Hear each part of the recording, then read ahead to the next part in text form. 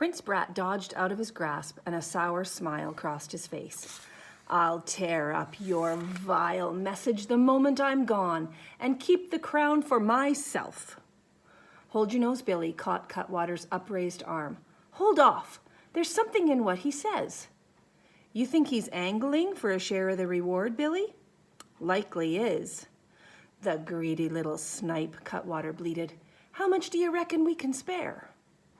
This calls for private words. Let's parley. Follow me. The moment the outlaws ducked out of the hut, Jemmy turned on his companion. Prince Blockhead, you should wear your crown to fend off woodpeckers. Imposter, how dare you insult me? You're enough to give the devil himself fits. Haven't I so muddled their brains that they want to turn you loose? And you reward me with a royal squawk? The prince had crossed to the wicker basket and snatched up an uneaten apple tart. He gobbled it down. I'll return to the castle when I'm ready, when I choose, and not a moment before. Jemmy's eyes narrowed sharply. He couldn't fathom what was stirring in the prince's mind. Could he, for once, be concerned for someone other than himself? It's not me you think they're protecting, is it? You? Knowing they'll knock the daylights out of me as soon as they find out I tricked them? The prince shrugged. You're quick, boy. You'll think of something. I've already thought it.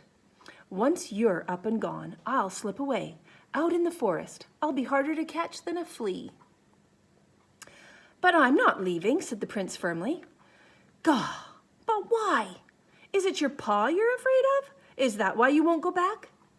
The prince scoffed. He won't miss me. Course he will. Let him wait, and mind your own affairs, whipping boy. It is my affair. Do you reckon you're out on a lark, with murderers outside? The murderers shuffled back into the hut. Hold Your Nose Billy fixed Prince Brat with a hairy smile. Never let it be sung about that me and Cutwater ain't generous to a fault, lad. We'll share out with you a bucketful of gold and jewels. No, replied the prince flatly, as if he'd been offered a bucketful of coal. Don't run me out of patience, warned the huge outlaw. The prince remained defiant. I'm staying. Hold Your Nose Billy ripped off his leather belt. I'll lash a bit of sense into your head. Jemmy saw that Prince Brat wasn't going to shift his ground. You don't need my whipping boy to get into the castle. There's a better way. Do say, exclaimed Cutwater doubtfully. My horse, remarked Jemmy. There's your messenger, sirs. Hold Your Nose Billy gave a snort. Faugh! That fine beast? We've been afoot since our skin-poor horse turned heels up. We need a mount in our line of work. Nitwits, exclaimed Jemmy, as if his own princely patience were at an end.